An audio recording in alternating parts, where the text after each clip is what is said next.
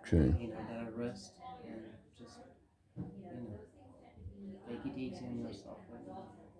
Yeah. And of course, it's not, it's, it's force, it's power, but it's not necessarily anger.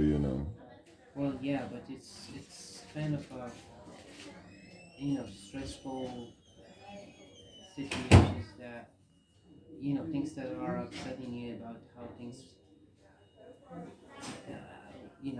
how things works, how Muslims live their life, like a lot of disappointments work. That's not a good feeling. It's not necessarily bad because at the end of the day we moving on. Everybody's living their life. At the end of the day, only Allah chose everybody individually, but it's still stressful and disappointing. For that reason, it's just not appropriate to speak about it at the time you are in ACU.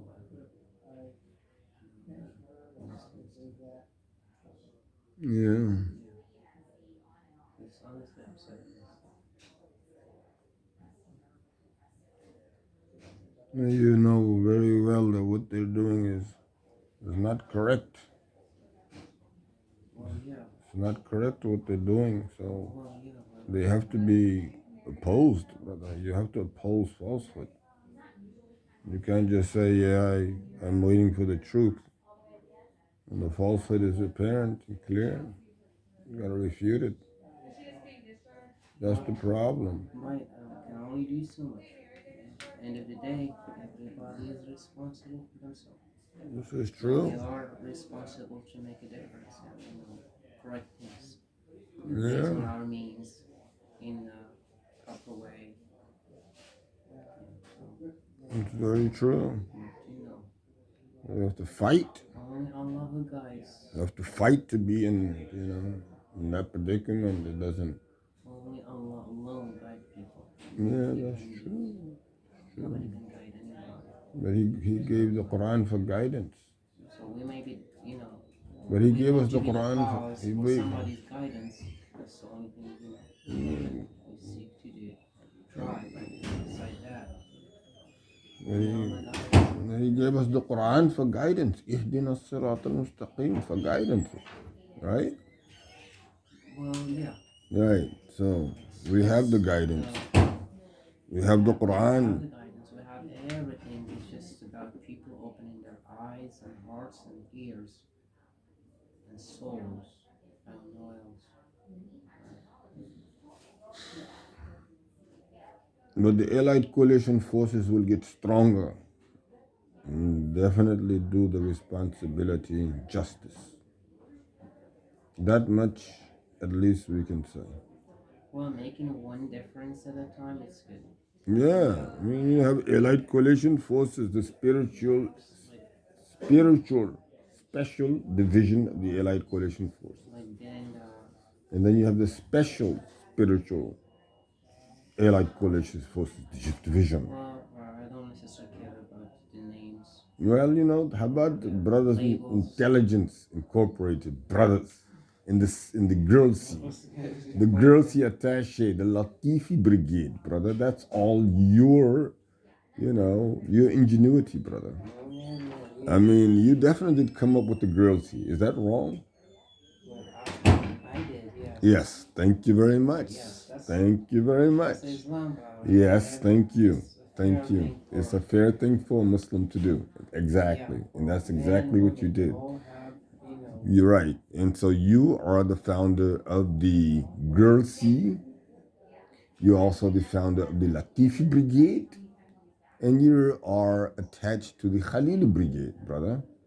So I don't know why you're not trying to own up to that. because I don't necessarily care for the labels, bro. Okay, what exactly do you care for then, brother? Do you care for the battalion, brother? No, the main point, main mission. The main mission is, of course, yes, and that's what the battalion. Make a difference. Are you not proud of your battalions, brother? Are your battalions, have they brought you shame, brother, to where you just want to turn your back on them, brother? No. Thank you very much. So your battalions, brother, they're under your command, and you, brother, just have to, pick up pick up yourself by the bootstraps, and move on. You understand, brother? I mean, it's very serious, this Quranic revolution, because now it's a Quranic revolution forever. And the Allied Coalition Forces, the People Republic of La ilaha illallah Muhammad Rasulullah sallallahu alayhi wasallam, despite me being in the predicament that I'm in, brother, despite me being here, I will not relent, brother. We will have to give every account as to what the Quranic revolution declaration was about 40 years ago, roots, and the events that lead up to the declaration of the Quranic revolution and its declaration. So it started from childhood. It definitely started from childhood, brother. And the way teachers or the Quran was being, the method the Quran was being taught. Well, initially, I think it was just the love for the Quran. Okay. Yes, having love so much for the Quran. Even before I could start talking, I wanted to recite Quran. Yes, brother. So it starts from there. And then it goes all the way into the tests and the trials of achieving it. Getting sent away to Africa to memorize and to practice the Quran. But what really takes place initially has very little to do with that mission. So for the first 4 or 5 years, there was not a whole lot done other than culture installments, cultural orientation of the African culture, language, traditions, these type of things. Yeah. But of course, some of them will contradict the Quran.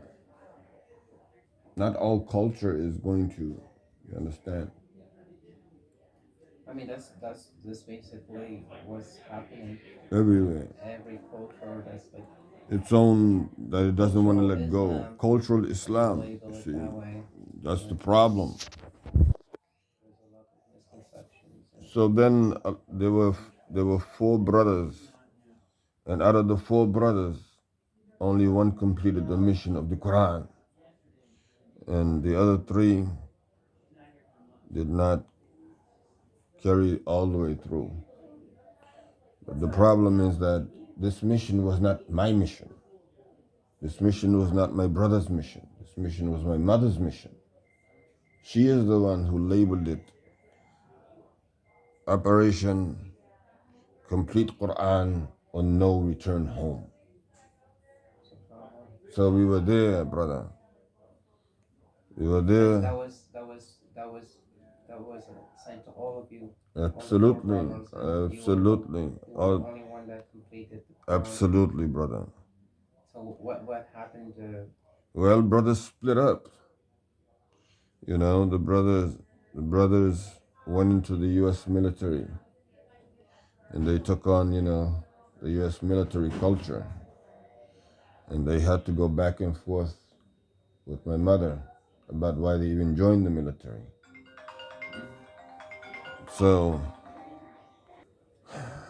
in the course of it, of course, my mother, she showed some appreciation for at least one completing it. And so these brothers ganged up against the one, Okay. And so one stands to say what my mother did was correct to the best of her ability, while the other says it was absolutely wrong. It should have never been. But the problem is that, again, going through that in which has already affected, and not just from the brother's perspective, but from like the father's perspective, like my dad, I don't have any other means of fighting it. Like my adopted father, he adopted me and then he outcast me. He adopted us and then he outcast. So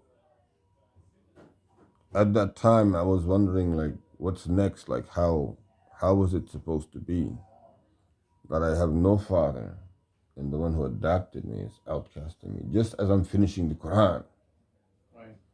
So as I return, I go into the country, Gambia, in the as I'm entering the country of Gambia, a coup takes place. This coup is known as the July 24th coup, the Republic of the Gambia.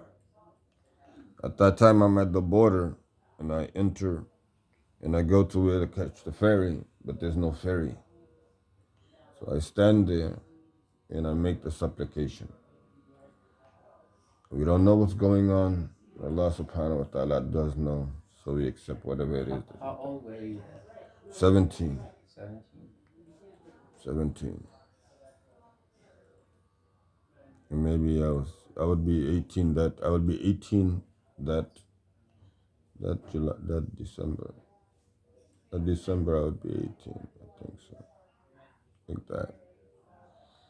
So when we cross over, as we leave, as we are crossing over, because we hear the radio station coming back on and they confirming that they have committed a coup, we see an American ship sail away from the state house, carrying the president of the republic, and as well as the U.S.